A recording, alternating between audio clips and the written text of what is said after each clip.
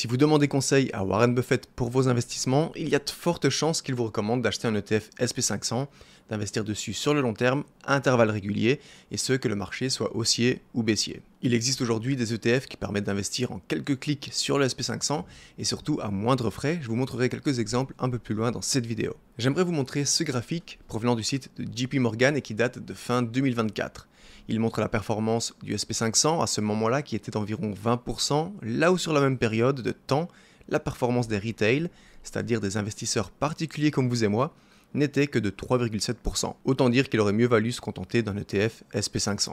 Il y a plusieurs raisons qui expliquent cette sous-performance des retail. Premièrement, ces investisseurs particuliers cessaient au stock picking, c'est-à-dire le fait de sélectionner des actions individuelles plutôt que d'investir dans de larges indices diversifiés comme le SP500. Sauf que malheureusement, le souci, c'est que la majorité des investisseurs particuliers n'a pas les connaissances nécessaires pour étudier, analyser, sélectionner des actions et peut se laisser influencer facilement par l'entourage ou même tout simplement parce qu'il voit sur les réseaux sociaux. Deuxièmement, beaucoup de particuliers, plutôt que d'investir à intervalles réguliers, font ce qu'on appelle du market timing et essayent de trouver les meilleurs points d'entrée. On se retrouve donc avec des investisseurs qui, dès que leurs actions baissent un petit peu, s'empressent d'acheter pour moyenner à la baisse, sauf qu'on sait que ça marche pas. Derrière ça, ça chute encore plus, ils paniquent. Ou bien on voit des investisseurs qui, après une hausse de 10%, revendent pour prendre du profit, alors qu'en fait ça continue de grimper et ils passent à côté de grosses plus-values. Bref, tout ça mène à des décisions qui deviennent irrationnelles et ça finit par impacter fortement leur portefeuille et les mener à la sous-performance. Donc c'est indéniable que la majorité des investisseurs particuliers comme vous et moi n'arrivera jamais à surperformer le SP500 sur le long terme en faisant du stock picking. Donc pour les particuliers, les ETF sont à privilégier. On en vient donc au sujet de cette vidéo. Est-ce qu'investir uniquement dans un ETF SP500 est la solution magique pour performer en bourse, ou bien faut-il encore plus étoffer son portefeuille avec d'autres ETF? Dans cette vidéo, je vais partager avec vous le pour et le contre. Il y a probablement des débutants qui vont tomber sur cette vidéo, donc partons sur de bonnes bases avec quelques infos importantes sur le SP500. Le SP500, pour Standard & Poor's 500, est un indice boursier construit à partir de 500 grandes entreprises cotées sur les bourses américaines. C'est probablement l'indice le plus célèbre au monde et parmi le top 10 des actions qu'il constitue, on retrouve des grands noms comme Apple, Microsoft, Nvidia, Amazon, Google, etc. Les entreprises qui constituent le SP500 peuvent changer car il y a quelques critères à respecter pour en faire partie, comme par exemple le fait d'avoir son siège social aux États-Unis, avoir une capitalisation boursière de plus de 15 milliards de dollars, être listé au New York Stock Exchange ou au Nasdaq, avoir au moins 50% de ses actions flottantes, les résultats du dernier trimestre doivent être positifs et la somme des 4 derniers trimestres doit être également positive, etc. etc. C'est via ces critères que des entreprises comme Dell, SMC ou encore CrowdStrike ont rejoint le SP500 en 2024, au détriment d'entreprises comme Etsy, VF Corp ou bien American Airlines qui l'ont quitté car elles ne répondaient plus à un ou plusieurs de ces critères. Vous l'avez donc compris, un des points positifs à investir dans un ETF SP500, c'est que cela vous garantit une belle diversification dans 500 entreprises différentes, donc vous n'avez pas besoin d'apprendre à analyser des actions et risquer de sélectionner les mauvaises entreprises, et en plus de ça, vous aurez une belle diversification sectorielle. En bourse, il y a 11 secteurs et vous serez investi dans chacun de ces secteurs. Je vous montre ici à l'écran la répartition sectorielle du SP500. Un autre point positif, c'est la performance historique. Ici, je ne parle pas de 5 ans, 10 ans ou même 20 ans, non. On peut remonter jusqu'à la création du SP500 tel qu'on connaît aujourd'hui avec 500 entreprises. C'était le 4 mars 1957. Et regardez, la performance annualisée dividende réinvestie est de 10,61%. Alors oui, certaines années, c'était probablement beaucoup plus. Certaines années, le SP500 était peut-être dans le rouge, mais en moyenne, sur ces 68 dernières années, on est sur une performance annualisée de 10,61%, ce qui est énorme. Attention, je précise que les résultats passés ne préjugent pas de la performance future, mais cela nous donne quand même un bel aperçu de la performance que l'on pourrait obtenir sur le long terme. Et je vais même aller plus loin, regardez ce graphique que j'ai trouvé sur le site de Forbes. Il montre le pourcentage de chances que vous avez de perdre de l'argent en investissant dans le SP500 en fonction du nombre d'années que vous restez investi. Même en investissant au pire moment de l'histoire dans le SP500, pendant les plus grosses baisses de marché, si vous restez investi au moins 14 ans, les chances de perdre de l'argent sont de 0%. Les autres points positifs à noter sont la simplicité d'investissement. On peut par exemple programmer un investissement régulier, disons 50 €, une fois par mois dans un ETF SP500, ce qui est très simple à mettre en place, par exemple avec Trade Republic, qui est le courtier que je recommande pour tous ceux qui souhaitent commencer à investir en bourse de manière régulière et sur le long terme. La mise en place d'investissements programmés est gratuite et sans commission.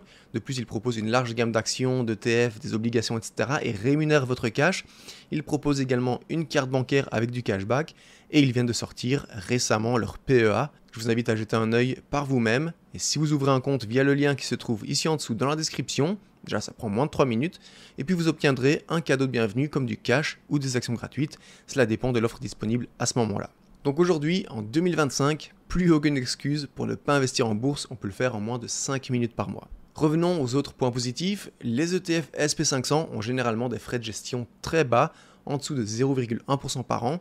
Et vu les volumes tradés, ils sont très liquides avec des spreads serrés, ce qui permet de les acheter et de les vendre au meilleur prix. Mais attention, avant de vous ruer sur votre courtier pour acheter un ETF SP500, laissez-moi vous parler des points négatifs, car il y en a. Je vous ai parlé de la diversification du SP500, 500 entreprises différentes dans 11 secteurs.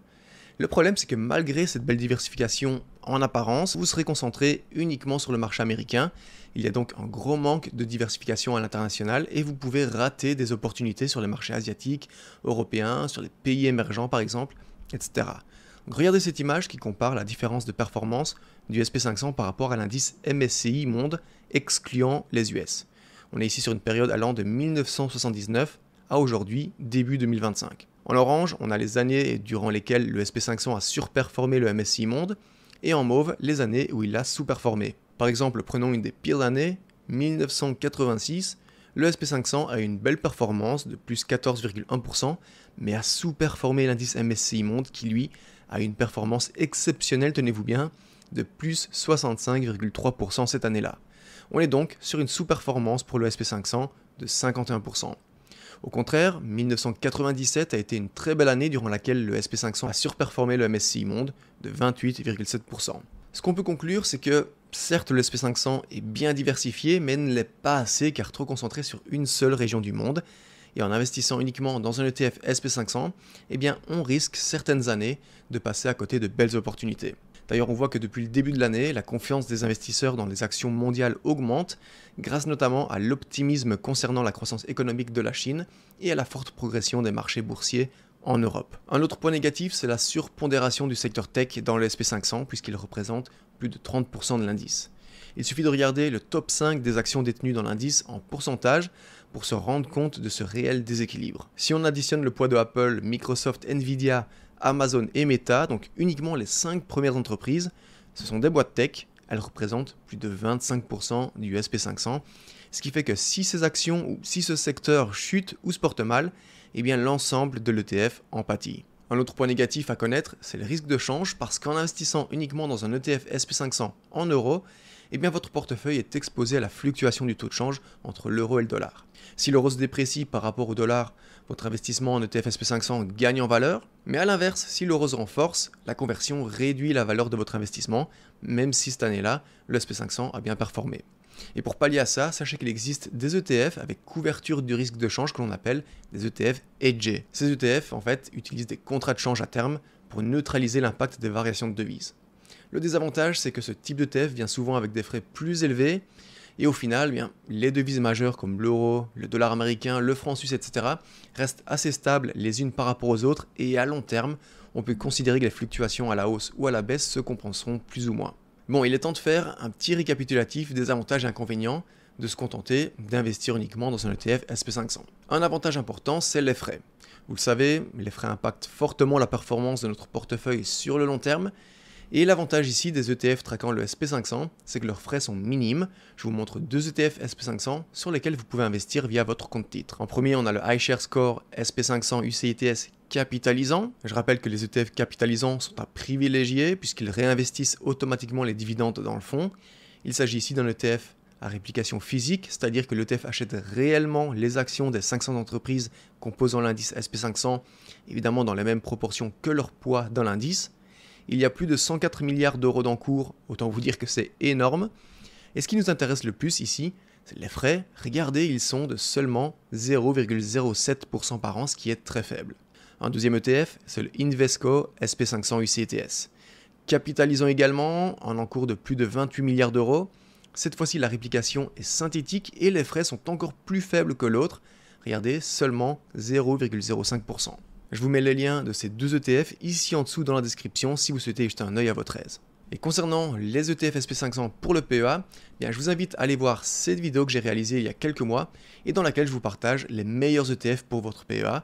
Le lien est également en description. Un autre avantage, c'est l'historique de performance car, encore une fois, même si je le répète, il ne faut pas se baser sur des performances passées pour prendre des décisions d'investissement. Cela peut quand même nous donner une bonne idée de comment performe l'actif sur le long terme. Ici, on l'a vu, le SP500 avait une performance annualisée de plus de 10%. Un autre avantage, c'est la diversification, car avec un seul ETF, on est diversifié sur 500 actions, 11 secteurs, mais attention, car le secteur tech est un peu trop représenté, et si le secteur subit une forte baisse, cela impactera votre portefeuille. Et malgré une belle diversification, si on investit uniquement sur un ETF SP500 qui ne nous expose qu'au marché américain, on peut passer à côté de belles opportunités.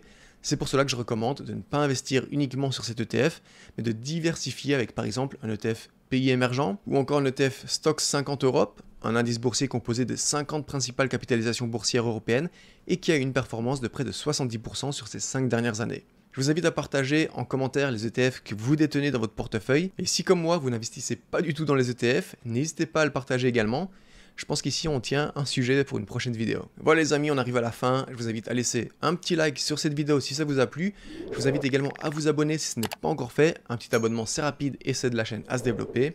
Merci à tous d'avoir regardé cette vidéo jusqu'à la fin. Je vous laisse avec deux autres contenus, un ici et un là, qui devraient vous intéresser. En attendant la prochaine, je vous dis salut. Ciao, ciao.